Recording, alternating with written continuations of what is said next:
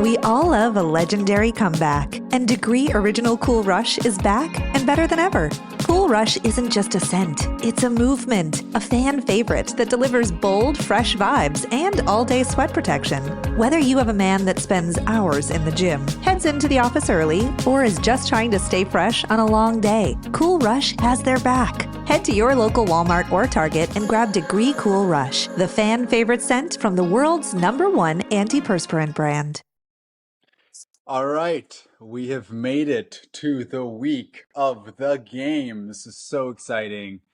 The air is rife with anticipation. Can't wait to get into it this week. I'm sure we'll talk mostly about the Buckeye matchup, everything going on in Michigan, Ohio. Mita's got a cool background today. We'll chat more about that.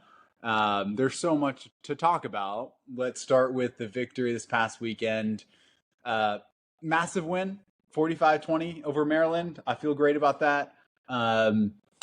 Some question marks remain, I would say, from an injury perspective. We still obviously see Marshall on the sidelines, a bit of a bummer. But great performance from Kuzdal, kind of third string, I guess, at this point, running back. I will keep throwing out Jasper's name. He's only got like 2 or 3 handoffs total, but I love watching that guy run. I'm telling you again, I think he's going to have a huge performance here, either against Ohio State or in the playoffs, knock on wood once we get there. But a lot of different things playing out. Michigan ranked 18 coming into the week, now ranked 15, which is obviously big for us, 3 spots closer to number 12, which is the edge of the playoff ranking. So we basically cut that deficit from 6 to 3. We cut it in half. So that feels good. So a lot of good stuff to talk about. Let's get right into it. I want to hear breakdowns before we get into the Ohio State game, because I know that's going to be a main topic for today. Let's talk about the game against Maryland. I think we got to break that down. We got to do it service. We can't look just yet into the next game. Obviously, we'll get a lot more into that in a bit. But Chris, let's start with you. Give us your breakdown, main takeaways. What did you like from the Maryland performance? What's still kind of a question mark getting to this next game? And I think I also want to hear, and this doesn't have to be from you, Chris, if you don't have it ready, but I want to hear from our group, like, what is the number one thing that you feel coming into this next week we've got to tighten up? And if we don't, it's going to give us significant caution against the team from down south. So, Chris, why don't you start? First of all, hail. It's a big week, boys. Let's freaking go, baby. We've put ourselves in a really good position against all odds with injuries and a young team. So I just want to start with that. The game, we always got to start with Bryce because he's our leader. Obviously, early he had that one near pick six that we got blessed by him dropping it, but that was a terrible decision. After that, I think Bryce played his best game of the year. He was demonstrating touch on balls that we've been begging from him all year. He couldn't hit those passes above 15, 20 yards in the air. He was hitting them all day long. Obviously, Marsh is an absolute superstar that we've been hungry for at wide receiver. That stat came on during the day that he had more yards than Jeremiah Smith since October 1st. That was unbelievable. Right. Yeah, that's big time. Bryce looked a lot more confident in his decision making, and he's got more of a natural instinct on when he needs to scramble to pick up the first down than kind of forcing it. He's getting a feel for it finally. As you mentioned, Kuzdal or Kudzal, however you say it, a former 2-star recruit, now putting up 100 yards. That's pretty impressive. That goes to our development from the coaching staff and always having the next man up mentality. We'll probably have Jordan Marshall back for next weekend. I think it was a precautionary measure, as well as Houseman should be back this week, which is huge. Max Bredesen, just while we're on the injuries, I don't know of anybody else in the country that would be in a boot and then playing the next weekend, but if there's anybody that can do it, it's Max Bredesen. So hopeful there. Defense side of the ball, Zeke Berry had that awesome pass breakup. I think in general, we're just obviously clicking on all cylinders at the right time of the season. Very similar to last year, as they mentioned in the broadcast. And our O-line has stepped up big time. They said we were a Joe Mar finalist? I was like, how? Yeah. That's unbelievable coaching and development from this young team. So obviously, next season has a huge potential for us. But this year, boys, we have everything we want in front of us, which is, it's so exciting. It's just so exciting. The question mark was special teams. It has been all year. I think that late kick they gave Dom is going to be very important because he needed to see it go through the uprights. And it did. And then I feel like our punt return game has obviously been solved with Andrew Marsh. Hopefully he stays healthy. But yeah, we have everything we need working right now to have a chance this weekend. So that's my takeaway from this weekend. Yeah, no, it's a great analysis. I think a couple points. Like for me, we knew this whole year, right? Special teams was a question mark. Zavada, something going on with him. It's good that he got hopefully some confidence back at the end of the game. We've played, I think, 2 or 3 teams at this point that have done surprise onside kicks. We had another one this past week, so thankfully we recovered that. But we do seem a little bit. I would like to see that shored up a bit. Like we know these teams are going to do that. Like we're in, what is it, week 10, 11, 12, whatever it is at this point. Like this is going to happen. So we've got to be a little more attentive to that in my mind. Samaj being injured too, not making the trip. I don't know what that's about. It could be an emotional thing. I'm not saying it is that, but it could be. He's taken off his main post, his punt returner, not really getting many passes anymore as wide receiver, which unfortunately happens when you drop the ball. But yeah, Marsh coming in there as a punt returner, like it's something we've waited all season to just see someone like confident, excited to like make a play, do something. Excuse me, that was the dog. So that was really exciting to see. But yeah, that is something that need to be shored up. And before I hand it to Mita for his analysis, I also want to say like if there's anyone in this group who's been on coaching, it's been me. Like I've been so down on Sharon, just timeouts wise and play calling. And he's a sophomore coach. I understand it, but we've not talked about the assistants. Like we've not talked about running back coach Tony Alford, I think is his name. Offensive line Tony Alford. Offensive line coach Grant Newsome, who they talked about in the broadcast how he's like a lot of these coaches. You kind of start as like some far off assistant, you kind of move up to like tight end coach or wide receiver coach, then you move up to like offensive line coach, and then you move up to head coach. So they see Grant Newsome being this really kind of next in line guy, and apparently to get the offensive line where it is, he's done a tremendous job. And I think the only reason the running backs are as good as they are is because of Tony Alford. So yeah, to that point, Chris, you're totally right. Like I at least have knocked Sharon on his sophomore coaching abilities, but to get these assistants and to have them be where they're at has been tremendous. So all good points.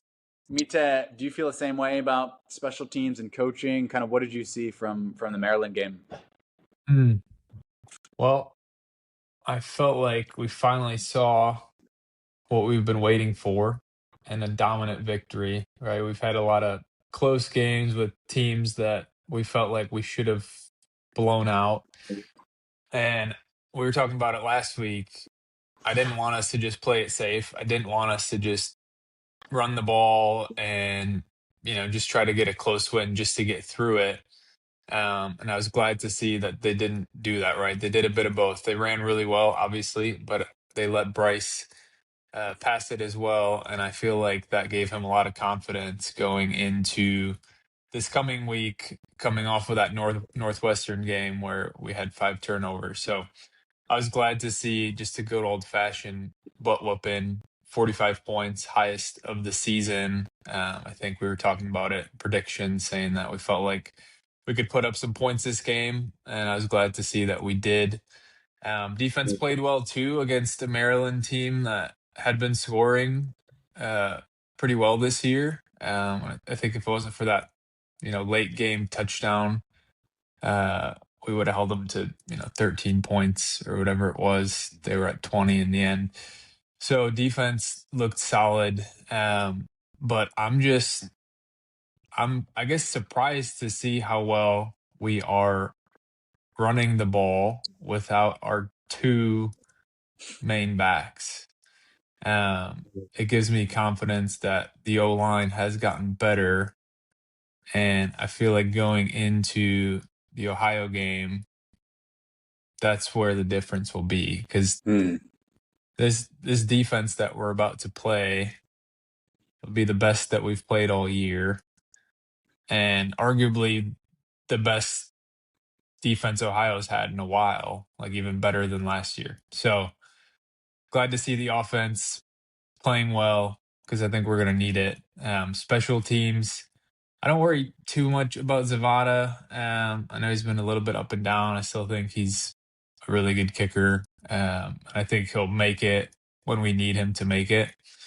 And I'm glad to see Marsh returning kicks instead of Samaj. So I think, honestly, we just got to limit mistakes and limit turnovers. I think it's going to be the biggest thing. Like, it's a young team. They're going to be feeling the pressure.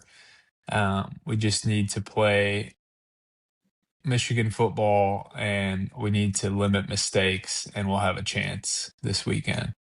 Yeah. Yeah. I mean, that's Sharon's message, right? Coming in this week, like, limit turnovers, limit mistakes. And I think in large part, you can say that. And I bet he's saying that a lot, but it's also one of those things where it's kind of like the character of a person, right? It's like you can try to coach as much as you want and say all the right things, but at the end of the day, these guys are young. We have a majority freshman team, especially at the skilled positions. So it will be interesting to see how that plays out. Having said that, Bryce significantly improved. I think the composure we've seen the past few weeks, maybe not so great at Northwestern, but that was kind of a weird game. Outside of that, I'm impressed. And I think that the fact that he knows this, so like the pressure's been built up for him for a long time. So the fact that he knows there's so much pressure in this game, like, I think he's doing a lot of mental preparation to himself, hopefully, knowing he's got to kind of calm the nerves and calm himself down and be the best he can be on a big stage. So yeah, I totally agree with that. Some other really interesting points I want to bring up, but first I do want to get to Kyle. Kyle, give us your state of mind. I also want to hear dude of the week from you from this past week. And I will say, I'll be the first to admit, my prediction for that game was totally off. I was kind of close for Maryland. I had them coming in at 17 points, but I did not think Michigan was going to score 45. I think I had them at like 25, 28. So we did a good job putting up points. Back to Chris's argument about risk profile, I still thought we could have taken Bryce out earlier than we did, but I'll be the first one to admit I did not think we were getting 40 plus points. So I'll take the ownership for that. Kyle, what's on your mind? How did the game go? Give us dude of the week. I'm in a lot of agreement with you guys. I didn't expect Michigan to put up over, the season high 45 points. Great to see that. Since you guys touched on most of the stuff, I guess I'll give out some flowers here. I think the O-line is my dude of the week collectively, coached by Grant Newsome. I think that they had a really great gelling week. Sure, they had some mistakes. Blake Frazier had a false start. Greg Crippen also had a false start. But Al Hadi did really good. Nathan Afobe did really good. Andrew Sprague did good. And, even the mistakes, Crippen and Frazier were decent. So big props to future President Grant Newsome and the offensive line. I think if we can carry this momentum forward, it'll be really good because we're switching out so many people. Yeah, it's such a young offensive line. To be able to get this kind of run protection, we're a little behind in the pass protection, but just to be able to get this much run blocking is just a testament to the gritty nature of this team. Yeah, I think you're totally right. The run blocking is there. The pass is not. I will say we're in a kind of a weird place, right? Because on the one hand, we're kind of okay with Bryce rolling out. I mean, I feel like having Bryce scramble for me is like a huge part of our offense. Like to have him get out of the Oh, yeah, pocket. you got to do it. Yeah, he's so dangerous, and he's got options. One of the things I don't like is, is he going to feel forced to make big plays? That's always a big question mark. You're on a huge stage. This is a huge game. He wants to prove himself. So I'm a little bit concerned about having that happen too often because I feel like Bryce might be prone to do that, like trying to force something. And then the other thing I worry about is maybe we're already kind of in that stage of the season where it doesn't matter as much, but I'm afraid of him getting hurt. I'm going to say it. Like, I think that he has not yet found that sort of boundary of like, when do I push for the yardage? When do I protect myself? There were 2 or 3 runs this past game where he like would dive forward or like put his head into harm's way. And I'm like, Bryce, like, we don't need that extra yard. We're up 2 scores. Like, just slide, take a knee, go out of bounds. So I don't know. I've always had that issue, right? It's like, when do you, as an athlete, push forward, try to get that yardage? I like to see that aggression, but I also don't. He doesn't unnecessarily need to hurt himself. So I'm concerned he's going to do that. How do I do it all during the holidays? 4 words. Shipped same day delivery. With Shipped, I can order groceries from Albertsons, decor from Michael's, even gifts for my furry friend from PetSmart. Plus, my personal shopper brings everything I need that same day. That makes it a breeze to decorate, get my shopping done, and make time for all the holiday parties. Do it all this holiday season with Shipped. Download the app or visit Shipped.com. That's SHIPT.com. He might. He runs like a freshman. He's just got to get a little bit more, I think, coaching. Get a couple quarterback coaches in there over the summer. Teach him, the reads and how to slide. Jim Harbaugh's a pretty good quarterback coach. Say that again? Jim Harbaugh's a pretty good quarterback coach. He is. Oh, he's too busy. Well, now, we Tom need Brady, I think we could get Tom in. Yeah, at least like mentorship or assistant coach, something like that. Yeah. A wardship. He goes and lives in Tom Brady's manse for a few months. Teaches like that new horror movie by Jordan Peele, where a young up and coming football star lives with an older retired football star and teaches him the ropes and not none of the horror stuff. Horror story minus the horror. Yeah, sounds awesome. He's learning, man. I remember the first episode we talked that Trevor Lawrence was the only freshman to go undefeated. Yeah, he did not start the first game. I found that out. So he's so ahead of the learning curve. He's I would say a top 5 quarterback in the Big Ten right now as a freshman. Yeah. The sky's the limit for him. So yeah, he'll keep learning. Like Kyle said, we just need a little more development on the decision making, and he'll be an absolute superstar. Yeah, and we also haven't done any comparison. Like, if we are going to do a 1-to-1 kind of Trevor Lawrence and his success as a freshman, like the difference in Clemson's team, right? Versus, now I'm not saying we're not scrubs, but Clemson was a top 5 team. They had returning starters. They were not significantly freshmen. They didn't have a bunch of injuries in the offensive line. So he also got a lot of help. Yeah, that felt like an older Clemson team aside from Trevor Lawrence. It was. Had a lot of veterans around him.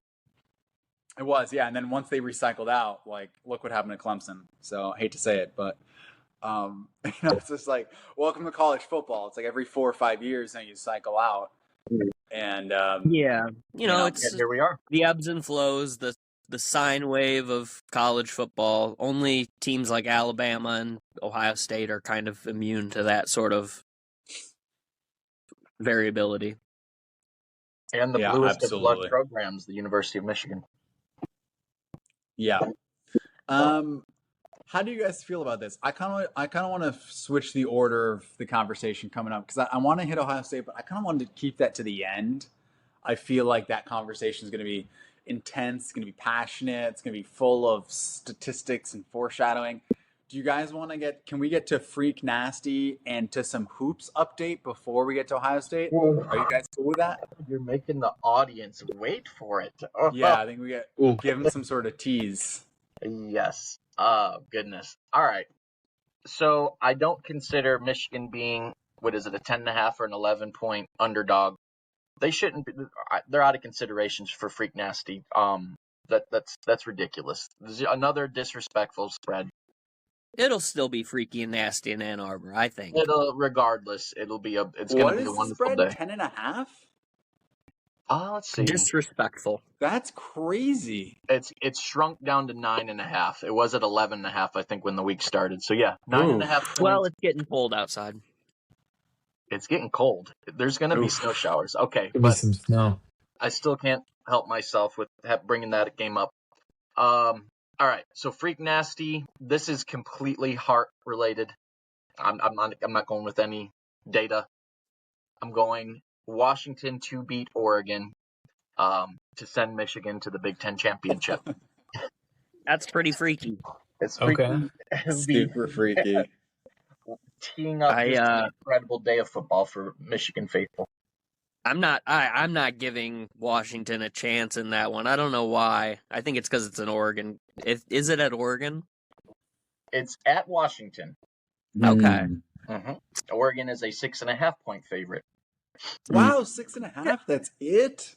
Mm-hmm. I just don't expect any other teams to do us any favors, kinda, is my baseline pessimism. But I do expect that the ACC will do something crazy again this week, like Pitt beating Miami. Just get down here. You're not going to the playoff. There's Pitt's lot a good of team. those type of games this weekend because it's It's a good rivalry. team. Yeah, there's Georgia at Georgia Tech. That's a good one. Oh, Texas A&M and Texas. Do those guys like each other? Very little. Very little. Is that a Friday game too? I think that's a Friday game. Got Friday night. Vandy Yeah. at Tennessee. Yeah. I guess Tennessee will want to show that they are the true team in Tennessee, so that could be a good one to watch. I like Vandy in that game. That they gotta punch above their weight every once in a while, and this year they are. Mm-hmm. But yeah, we're going Washington as Chris's Freak Nasty pick of the week. That's a great freaky. pick.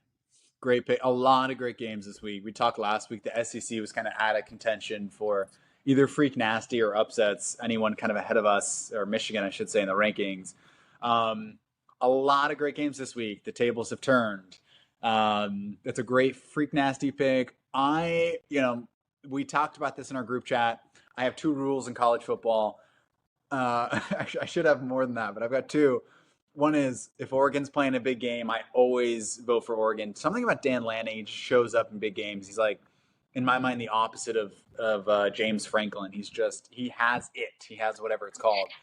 And then Steve Sarkisian, on the other hand, Sark, the Texas coach, is the James Franklin version of the SEC. He just does not have it. He does not have what it takes to win those big games. So I always vote against Texas in the big games. So we'll see. I think Oregon's going to win. I think Texas is going to lose. Texas is behind us right now in the rankings, so that doesn't matter as much. What does matter for the rankings for us is Vandy right ahead of us. I do hope Tennessee wins. I think that they will. They're about 62% picked on our college pick'em, by the way, guys. Reminder, make your picks. Mita, you forgot last week, so we are a little bit closer in the ranking. I think that I'm down with the Disney Corporation on this. I did my picks last night, and then lo and behold, I checked them today, unpicked. There's some shenanigans going on. Shenanigans. They've been fighting with you. They're fighting with you too. We don't like Disney anymore. Pitt, by the way, I'm huge on Pitt. That if you would have asked me my Freak Nasty pick, that would have been mine. They're 8-3. They're a good team. They had an amazing win last week. Knocked out Georgia Tech. In my mind, they're going to knock out Miami, who's, by the way, number 13. So you get at least 2 losses. You get a Miami loss, which I think is going to happen. They're number 13. You get a Vanderbilt loss at number 14. Guys, it's possible. I mean, again, this all hinges on us winning this next game. But let's even put that aside for right now. We are potentially 12-13, even outside of that win. So A lot of really cool things to happen. Mita, give me your thoughts on some of the games this week. Do you have any upsets in mind? Anything outside of the Michigan game coming up you're excited about? Figure skating national championships are coming up next week. Okay. Super That's pumped for fun. that. No, I wanted to go back to last week's Freak Nasty pick. I think it was Cincy over BYU. It was actually a pretty close game. Chris almost called it. I think they were within 10 or 11. I kind of agree. I think Oregon typically wins big games, although I'd like to see Washington win that to kind of help us out. But Need the strength of schedule boost.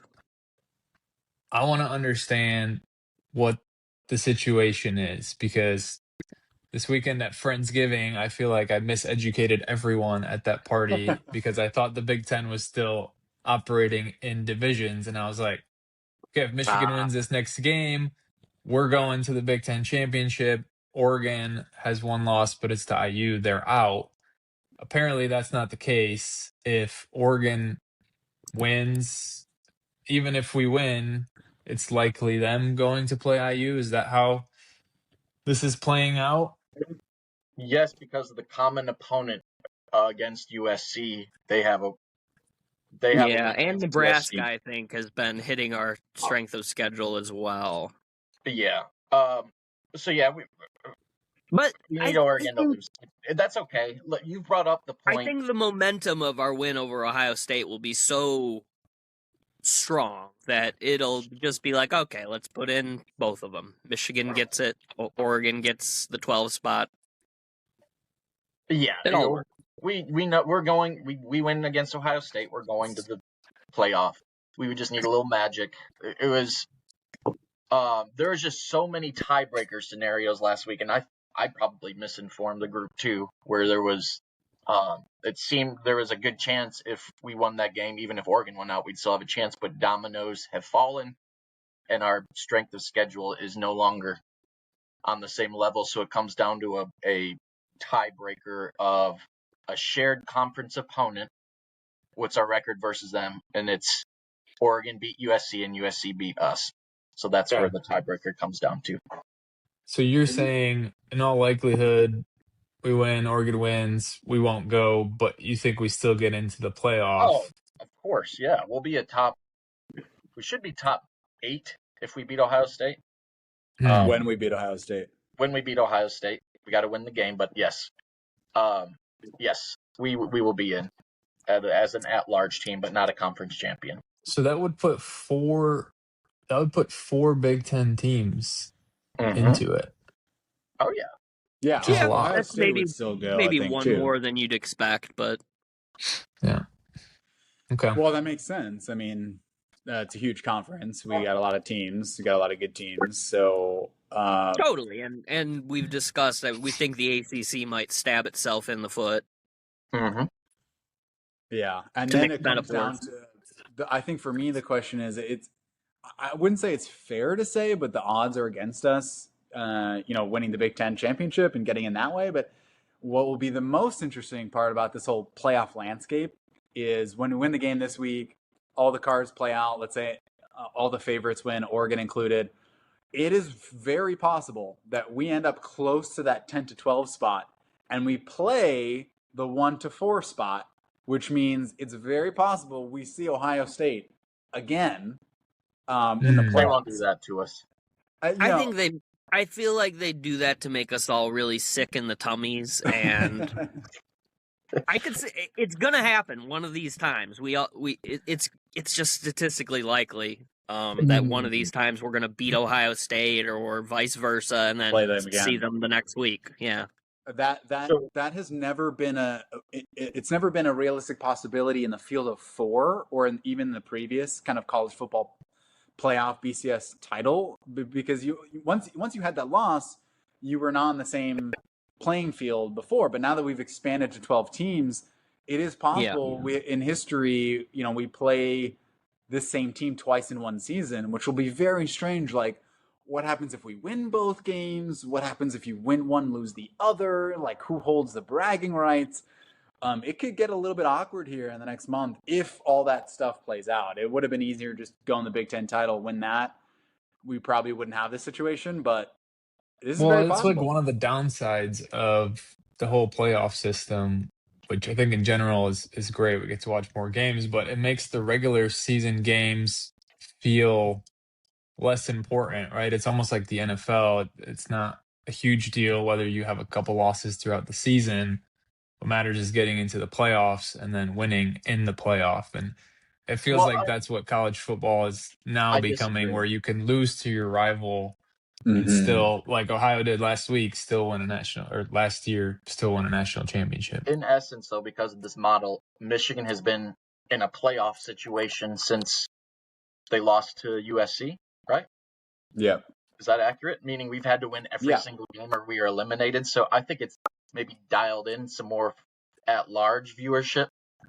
I just want to run through the conference champions right now or the conference standings for the top 5. So there's the 5 automatic qualifiers are conference champions, and then you get 7 at-large teams. Yeah. So how large are they? They're very large. More than you can handle, sir. We'll see about that. We shall see later. Tulane is tied with North Texas in the American Conference. There is a strong possibility that Tulane gets an automatic bid over ACC, depending on the outcomes this weekend. The ACC's got Virginia at first and tied with Pitt and SMU. If Pitt or SMU wins the ACC, they will not be getting an automatic bid. Really? Why is that? They're unranked. What? Yeah. No. That can't be right. I think Miami's the highest in the ACC right now. They're the highest ranked team. They're 5-2 in the conference. They cannot win the conference. Right. The best they can do is get an at-large, and they're on the outside looking in right now. Really? That's Miami? Mm-hmm. Dang. Yep. Georgia Tech is number 16, but they already have 2 losses in the conference, so they will not be in the conference championship. Whoa. Yep. Very bizarre. The Big 12, you've got Texas Tech is in all likelihood getting that spot, or it could be BYU. Those are the 2 top in the Big 12. So one of those should get an automatic bid. And then you got the Big 10, obviously, will get an automatic bid with their conference champion. And then the only others, a guaranteed at large, unless they lose this weekend, is Notre Dame. They're always going to get the benefit of the doubt. They've been looking pretty good, too. Right. SEC, I mean, this is ridiculous. They've got 1, 2, 3, 4, 5, 6, 7, 8 teams in the top 20.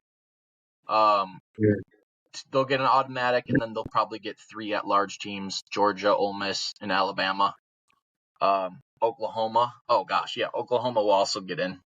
And then they got Vanderbilt that's close. If they beat Tennessee, they have a real case to be in. Yeah. So, yeah, the Big Ten getting 3 at-large is nothing compared to what the SEC might be putting in. It sounds like SEC is going to get at least 3 or 4 at-large, so that'll be interesting. For our situation, I'm really hoping Tennessee beats Vandy this week. Yeah, we need that one. I'm shocked about the ACC. Like, I'm so curious what's going to happen, and what happens if Pitt beats Miami. Like, what's they might go up in the rankings, but they'll probably be in the 20s as a conference champion. They're not going to be top 12. No. Yeah, the ACC might just be without a dance partner come January. That's tough. Oof. That's really tough. Yeah, that's sad. Yeah. So that's the state of affairs. I wanted to give a little clear layout. Yeah, that's really helpful. Hopefully, Mite can redo his Friendsgiving and clear up get another turkey out. More reason not to have a Friendsgiving. Yeah, that's true. Yeah. Stay away from those Friendsgivings. Giving out. By the time the next one comes, they'll change all the rules again. Yeah. Or, what Mite could do is he could have another Friendsgiving and talk all about hoops, which I'm hoping he does now. Mite, we'd love to get a quick update from you. Let's transition to hoops real quick before we circle back to the Ohio State game. There was a big game last night. I think we crushed San Diego State. It was not even a close game. What did you see from that? Is that exciting? We've got another game, I think, today, if I'm not mistaken. in this That's kind of right. Las Vegas tournament. So give us kind of state of affairs as it comes to Michigan hoops, who's now, I think, top 7 in the country. Yeah, well, I saw the back of my eyelids by halftime because it was a late game. It was like a 10:30 start. I did watch the first half, admittedly, and then I watched the rest of it this morning before I checked the score. But yeah, we beat San Diego State by 40 points. It was Woo! 94 to 54. So finally, that just marquee blowout that we've been waiting to see. The biggest difference was just defense, right? So you got Dusty May saying he wants us to be the best defensive team in the country, and they just played with energy the entire time. Played defense that created turnovers, opportunities, and the fast break to just go out and put up big points. So that was the biggest thing I saw, as well as we're starting to finally play together a bit more. So first few games, they're kind of still feeling each other out. There wasn't really much of an offense, just kind of playing street ball. They're starting to run some half court offense. They're starting to get the ball down to Mara, who's also just a phenomenal passer. There was a play in the second half where he got the ball down low on the block, quickly got double teamed, and did like this behind the back pass to Johnson for an easy lay-in. And for like a 7'3" guy to do that, it's kind He of got looking double like teamed behind the back. he got double teamed, yeah, from behind, Wow. and then made a behind the back pass. So Gotcha. I don't know. It's just fun. It's fun to watch them in those kind of games, but obviously the big test is going to be tonight against Auburn. This will be the first ranked opponent of the regular season. Auburn's 22nd, and I think they had a big win yesterday as well. So, 21st now. Auburn's 21st. So that game's tonight at 8:30. It's going to be the first big test to see how we do. I think if we can play good defense and limit the turnovers, we'll be in that game, and I'm excited to see what we do. But yeah, hoops are looking strong. That's great. It's a great update. Auburn's, it's a great city. I lived there for a while. They're crazy about their basketball. It will be an interesting game to see. I'm glad to hear, and just from what I've watched so far, I feel like Michigan turnovers has been the story of Dusty May's kind of tenure.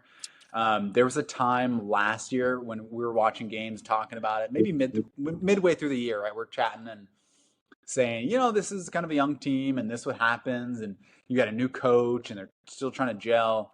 But still, through the end of the year, we played the whole season, getting to the March Madness, and we could not solve the turnover problem. So it's good to hear that that's kind of resolving itself a little bit this year and sort of this early on, because again, that happens with every team. But the fact that that was not getting solved last year, I think, led to our demise. It sounds like we're kind of getting a handle on that, a few games into this season. Yeah, I mean, looked better against San Diego State, which is obviously not the best opponent, but it's getting better. I want to see how that progresses as we start to play some better teams that are really gonna put the pressure on defensively, and see if some of the young guys can kind of handle that. So more to come. And Dusty May, was his attire to your liking, your satisfaction? Dusty May looked clean last night in his Mays sweater. Steve, or not Steve. Chris, what did you think about him? Steve.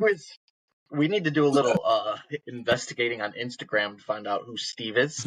Maybe Steve came to the Friendsgiving, it sounds There's like. some relationship developing that is concerning. Oh man, that should not have come out here on the podcast. No, what have you done? I didn't watch the game last night. I don't know how he looked. I just still have a picture of Dusty May with his green shirt on my office desk here. So if it is as good as that, then I'm sure he looked stunningly handsome. It's great. It reminds you of, you've got a portrait of Michigan basketball success. Yeah, I mean that's it's one of the reasons I'm so proud to be a Michigan Wolverine. We I feel like excel in academia. We excel in multiple sports, not just one. The cool thing about we didn't even talk about Michigan hockey coming out of this past weekend, beating Ohio State again multiple times. Is that a foreshadowing? Next week we're number 1 in the country, overtaking Michigan State. So for us to come out strong there, number 1, number 6 or 7 in basketball, of course, number 15 in football, it feels great to be a Michigan Wolverine. Let's get into it, guys. Can I get like some sort of drum roll or something? Give me like a. We are about. Let's get down and dirty into the upcoming game. I want to hear. I want to hear. First of all, I don't know about you guys. I'm super amped. Okay, I'm amped. The first Instagram reel I saw, this was maybe Saturday after the game, was Sharon in the locker room talking about this is what you've worked for. This is why we're here to play the game. And this was right after the Maryland win, kind of getting us amped for that. And we've been talking. You sent me that one. Yeah, we've been talking about this game. Yeah. We've been amped about it, but you almost had this like suppressed, right? Like a suppressed emotion because we don't want to overlook any games. We don't want to overlook Northwestern. We don't want to overlook Maryland. But now we're here and we can let out the unfettered enthusiasm. We can let it out totally unrestrained. And I want to hear from your guys' your thoughts from the horse's mouth. Let's start with Chris. Where are your emotions at? Where is your head at? What are you thinking this 5-year win streak? Give us it is so synopsis. It's so hard for me to contain my enthusiasm in these type of situations in life. So I just don't. I'm just so excited, man. I have a little years ago, this was during COVID, I was inspired by the moon to create an epic Michigan speech prior to the game that I just on a whim put down in my notes of my phone while I was barbecuing, that has turned into a framed portrait that my beloved friend Mite made for me. So for all of you, I will be sharing that here at the end, just for a little inspiration. But I'm so excited, man. We talked about at the beginning of the year that let's beat Ohio State and let's go to the playoff, and we have it right in front of us. I ooze with passion this time of year. On the way to work, I'm playing Hail to the Victors. I'm playing Endor Pump It Up, playing Mr. Brightside. Just anything to fuel to the fire. I know my blood pressure is going to approach dangerous levels on Saturday because I know it's going to be, honestly, I view it as one of the best games in Michigan, Ohio State history coming up on Saturday. Wow. Based on the talent level that Ohio State has and the stakes Michigan has to defend our 4th in a row, as well as the momentum we have right now. It's going to be an outstanding game. I'd be shocked if it wasn't. Love to hear that. Those are my initial thoughts. Do you want to do a prediction now? Or you want us to do a round table and come back for prediction? Let's do prediction at the end. Let's do a round table. I want to hear it. One thing before we get into that. If you are a premium Spotify subscriber, please follow us because it helps fuel this passion and we would really greatly appreciate it. Love it. Great shout out. We do appreciate all our followers, all our listeners. It helps us grow. It helps us serve you and talk more about Michigan football. Yes, sir. Mite, I want to, because you're our expert when it comes to mental philosophy and getting into the coaches' heads and kind of understanding kind of the emotional impact of the game. I want to hear from your perspective. Where do you think Ryan Day is at? Where do you think Sharon Moore is at? Is there any different type of communication this week? Is there any different type of preparation? Has the atmosphere changed after this 5-game win streak against Ohio State? How do you think they're approaching this week differently than the past 5 years? Or is it the same? I think that we need to take advantage mentally of this edge that we have over Ryan Day. Right. I think going into the game, you guys might not like me saying this, but for us, it's kind of like nothing to lose kind of game. We have a young team, super bright future. We know that we're going to be competing for national championships in the years to come. We know we've had a ton of injuries, young offensive line. Defense hasn't been what it's been in previous years, but it'll get back. So, like, for me, nothing to lose, really. I'm not expecting a national championship this year. Like, my hopes aren't high.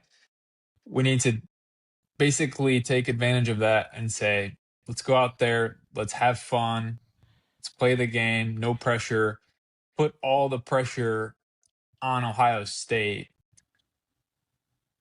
and get that mental edge, right? So Ryan Day is just like, he's been having nightmares about this game since the game last year, right? He sees that we have momentum coming in. The game's in Ann Arbor. We see some weather coming in, so might get a little bit of rain, might turn into snow. Could be a ground and pound type situation like it's been in past years. So I feel like we just need to enjoy, have fun, play like we have nothing to lose, and put all the pressure on them, because really they're the ones that have to win this game. They're the ones that are ranked number one. And I think that's how we'll ultimately edge them out mentally, is just by having fun. Yeah, I think it's a really good point. I think from my perspective, be very interesting.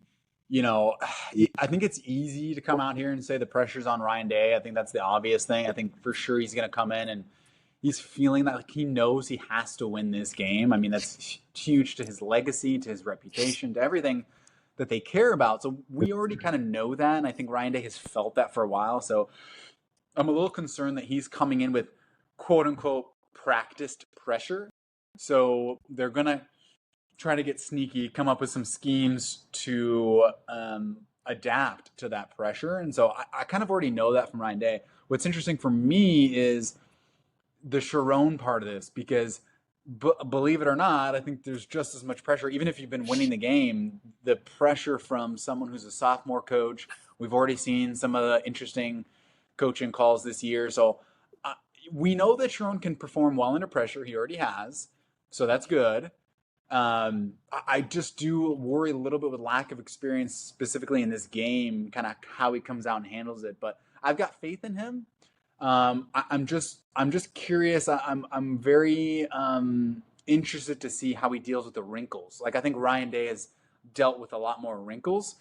But beyond that, if I just put that aside for a second, I think that the passion that Sharon has, that he brings, I think will get our team fired up more than Ohio State. And I think that's the biggest X factor. And that's what's been happening every year. Ryan Day, maybe he's good with X's and O's, and they do win games, guys. Like, let's be honest. They win freaking games. They just lose against Michigan, but they win games.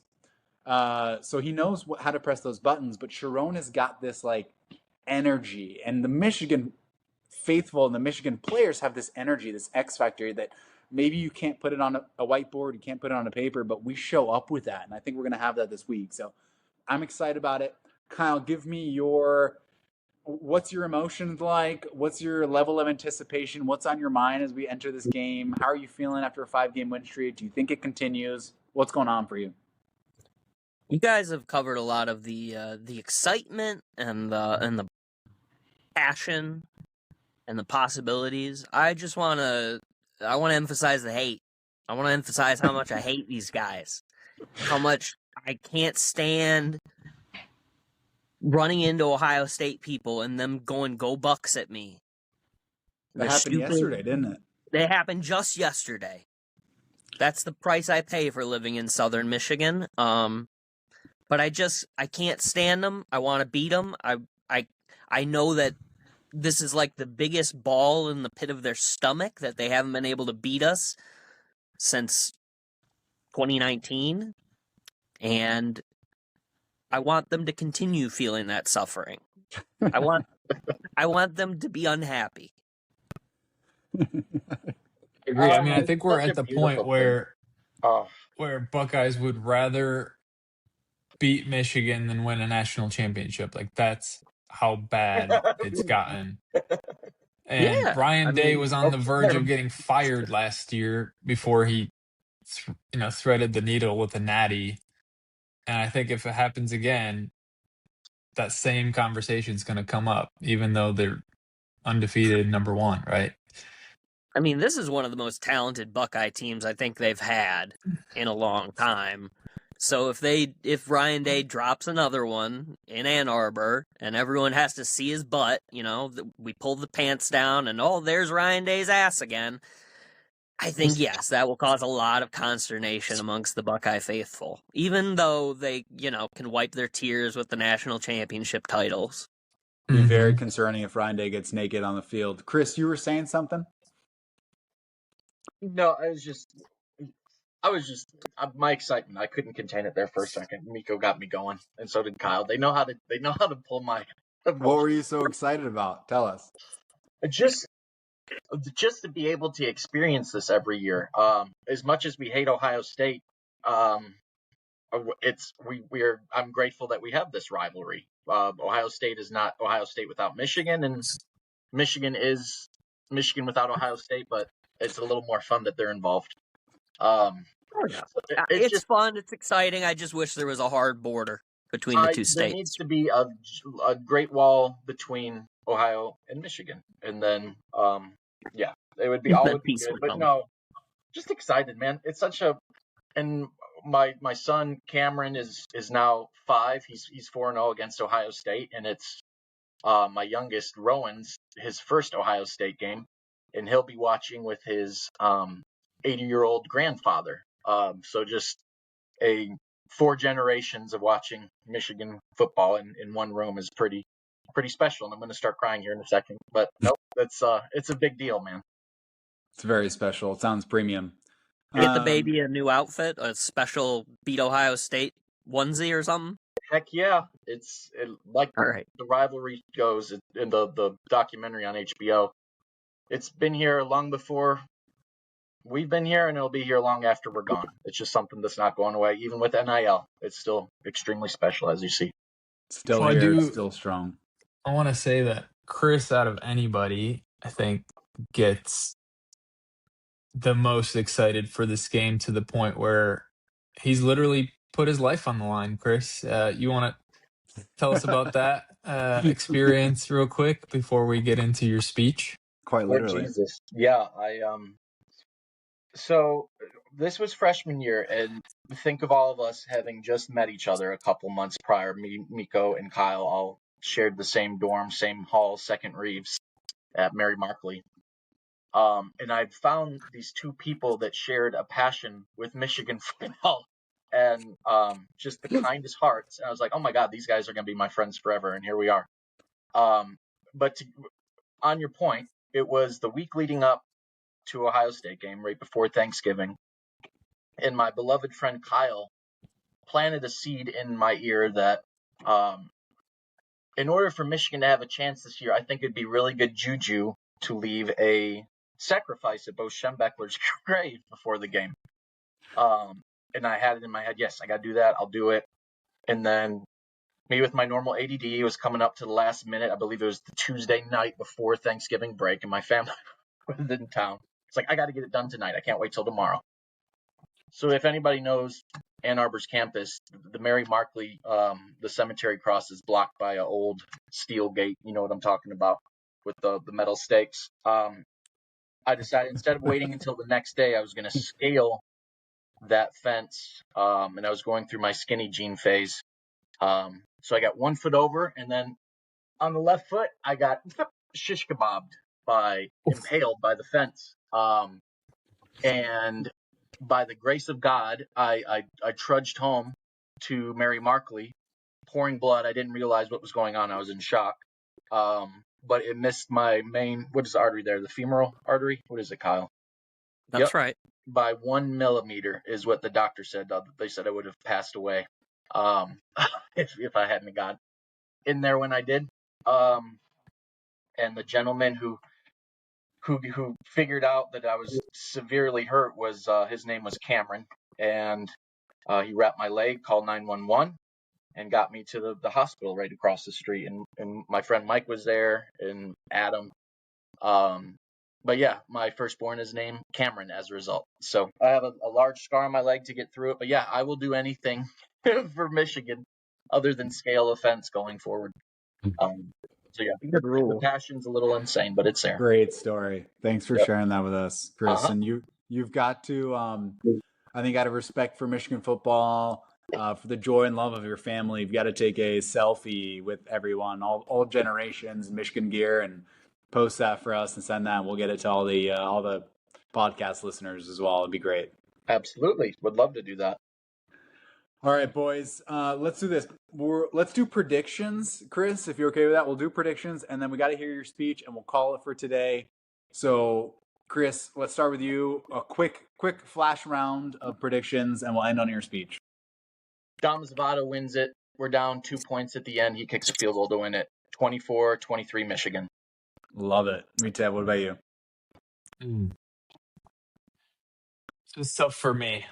I was thinking about what I would do. I don't like to just make a prediction that I have no faith in. And especially before this last weekend, I've just been feeling like, man, Ohio's got a really good defense. They look better than they have in previous years. We're not looking so great. We've had 2 big games this year that we didn't do too well in.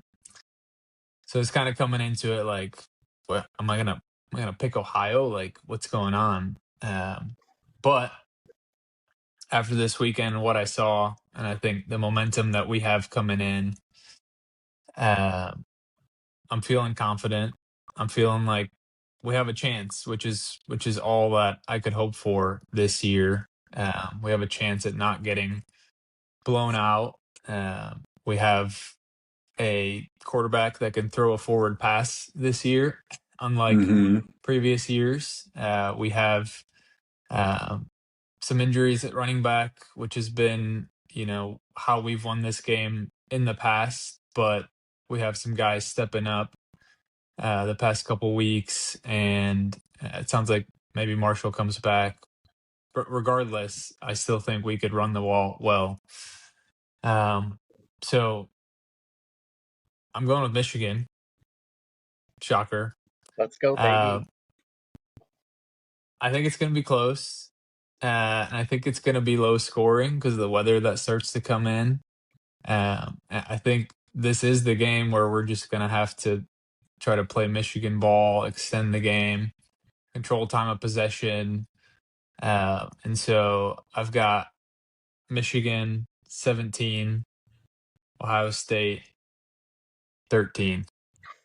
Wow, close. Yeah, I agree with a lot of that. Chris has it a bit closer than us too. I think I'm kind of on the same page, Mita. I think I'm a little bit higher scoring. I think it's going to be, like you said, control time possession, but I'm confident that both teams will get at least 2 scores. I think Michigan will get 3 scores. I think Ohio State will get 2.5. I think it's going to be 21-17 Michigan. Kyle, give us your pick before we end with the speech here. Injuries. We got Rod Moore still out. Haynes, of course, is out. Bredesen, I think, is going to be out. Houseman is day-to-day right now. I really like Houseman back. The defense is going to need to play their best game of the season. In order for us to beat Ohio State, we have to inflict a symphony of pain on the Buckeyes. There will be weather. I am hoping for at least an inch of snow, because I just love to watch the game in the snow. Speaking of which, I believe it's the 75th anniversary of the Snow Bowl, infamous Michigan game that, it ended in such a low score because both teams just punted back and forth to each other over and over. Hey, at least we don't have Samaj returning punts in that case.